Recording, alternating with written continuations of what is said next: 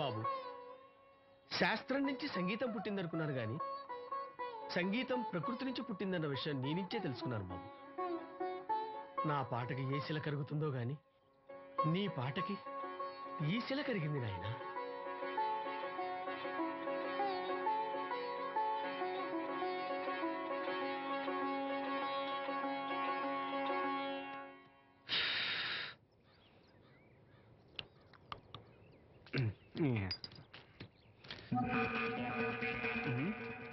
ఎరా పెళ్ళి పాట పాడుతున్నావా?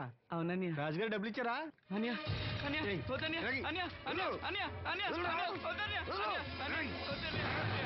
ఈ ఏటకు చాలు. ఇంట్లో సరుకులు కొనాలని డబ్బులు ఇంట్లో సరుకులు కొనాలని నాన్నకి మందులు కొనాలని డబ్బులు ఇచ్చాను డబ్బులు ఇచ్చాను.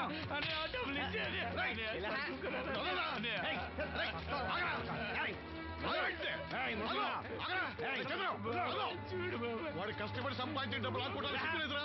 దున్నపోతున్నా ఉన్నావు. కుటుంబాన్ని పోషించాల్సిన పోయి కళ్ళు లేని వాడు సూపర్ లాక్కుంటావురా?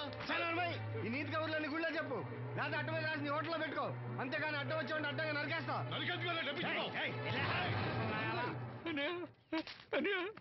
ఊరుకోరా, ఊరుకో. వాడు ఎదవరా, ఎదవ తెలుసు కదా.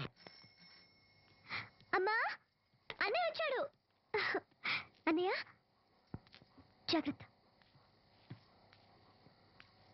అన్నయ్య జాకెట్ తెచ్చావా? పర్వాలేదులే, తెస్తావని అనుకున్నాను. తెచ్చావా? మా మంచి అన్నయ్య.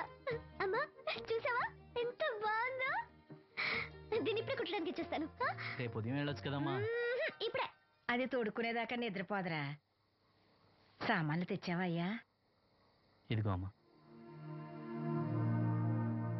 డబ్బులు సరిపోలేదు, నాన్నగారికి తైలం మాత్రమే తీసుకొచ్చాను. ఈ డబ్బేంటి? కింద పడ్డానమ్మా. చూసుకుని నడవచ్చు కదరా. నేనా? ఒళ్ళంతా నొప్పులుగా ఉన్నాయి, కాసంత వేడి నీళ్ళు పెట్టమ్మా. అలాగే.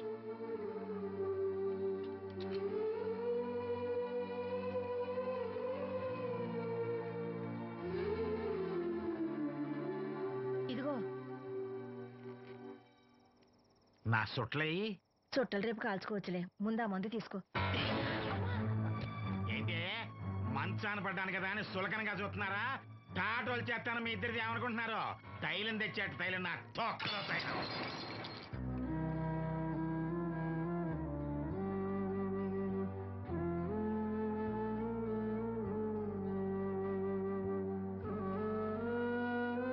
అయ్యో, పగలగొట్టేశారా?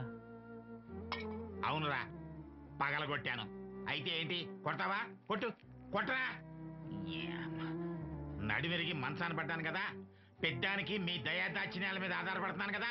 అది కాదు నాన్న, అది అప్పు చేసి తెచ్చాను.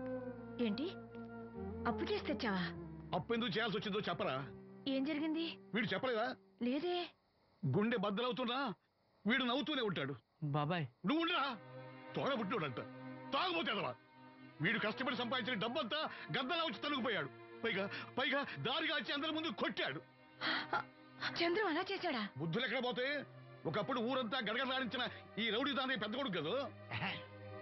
ఎవరికో కడుంబండి నడుము నెరగొట్టి మంచంలో పడుకోబెట్టారు. కానీ వాడిని అలా వదలరు. ఏదో రోజు జనంతా కలిసి పాతేస్తారు. అరే, బయట వాళ్ళే వీడి మీద జాలి పడుతున్నారు. మీరు వాడి మీద జాలి చూపించకపోయినా పర్వాలేదు, కనీసం మనిషిగా చూడండి.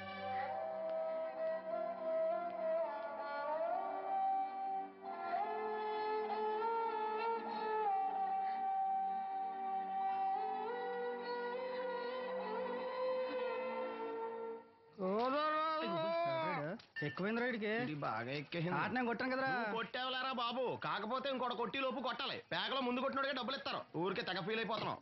దాందేముంది, పేకల ముక్క పడితే కుక్క అయినా గెలిచుద్ది. అది నువ్వు మధ్యలో మీ ఫ్యామిలీ గురించి చెప్పకే.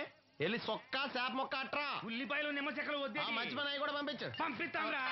ఊరుకుంటే బిల్లు కట్టడం కూడా మర్చిపోతావు నువ్వు. అది ఎక్కడ మర్చిపోతాను బాబాయ్, అది మర్చిపోతాను కదా డైలీ తాగుతున్నాను. 3 ఏళ్ళ నుంచి తాగుతున్నావు, ఒక్కసారి బిల్లు కట్టావా? సిగ్గుందా నీకు? సిగ్గుంటే డైలీ నీ ఫేస్ ఎందుకు చూస్తాం? వద్దు, సీరియస్ అవ్వద్దు. మా అత్తో డబ్బులు కానీ ఇచ్చేస్తానని చెప్పాను కదా బాబాయ్. మరి నాకేం ఇస్తావు? నాకు ఫీల్ అవ్వక అదే ఇస్తానులే. చాలే ఆపు.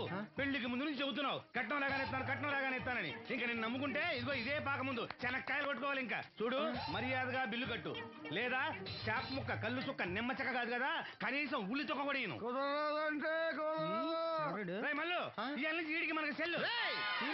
ఎల్లే, నీకు నాకు జోకులేంటి? అప్పటికేటప్పుడు కాళ్ళు పట్టుకుంటారు, తిరిగి అడిగితే కాళ్ళు పట్టేసుకుంటారు. అదే నీ ఫీలింగ్. ఫోన్లే కాళ్ళు పట్టుకుని అడుగుతానులే. కాళ్ళు పంపించా. ఎల్లే జతవసంతా. నిన్ననేం లాభం రా, మా అత్తగారిని మాంగారిని అనాలి. నా నోటికాడ కళ్ళు లాగేస్తారు వాళ్ళు. చెప్తాను.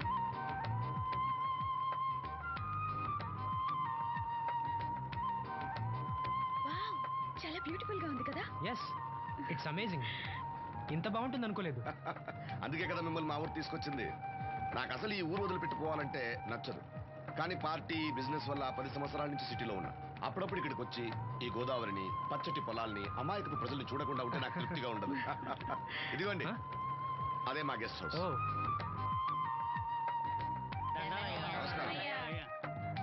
నమస్కారం. జాగ్రత్త. రా, తీసుకో. ఏం నాగమ్మా, ఏంటి విశేషాలు? మా కట్టాలు తీర్చే దేవుళ్ళు మీరు వచ్చేసారు కదయ్యా, అంతకంటే విశేషాలు ఏముంటాయి?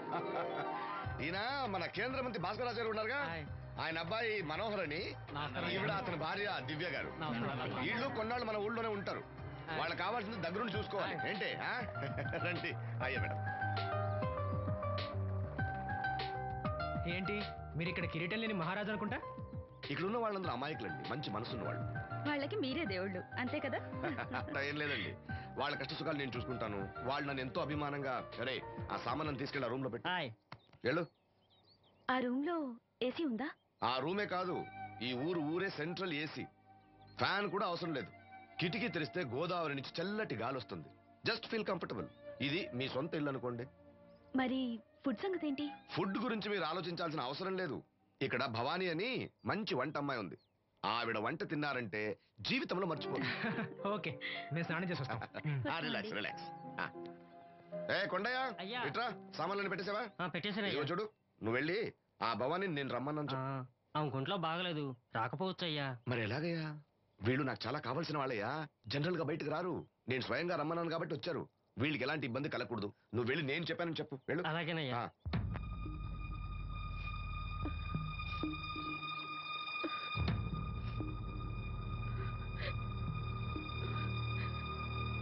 అమ్మ నాలో ఇంకా పసితనం పోలేదే. అప్పుడే నాకు పెళ్లి ఏంటి అన్నాను. పెళ్లి చేసుకుంటే పసితనం పోద్దురా అంది. పసితనం పోద్దు కదా అని చేసుకున్నాను. మీరు పెళ్లికి స్కూటర్ కొనిస్తా అన్నారని ఇంట్లో పెట్రోల్ గ్రీజు కొనుక్కుని పెట్టుకున్నాను. పెళ్లికి కొనిస్తా అన్నయం కొనివ్వలేదు.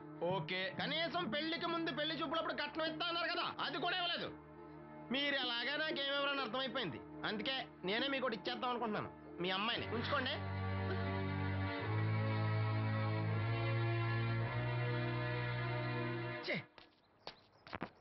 ఏం మాట్లాడరే?